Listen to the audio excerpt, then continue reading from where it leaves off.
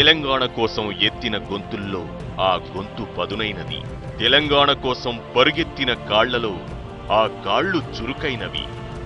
తెలంగాణ కోసం చిందిన చెమటల్లో ఆ చెమట విలువైనది.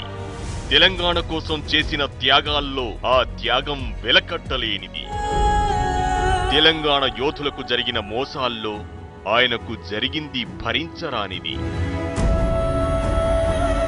అయినా ఆ గొంతులో పదును తగ్గలేదు.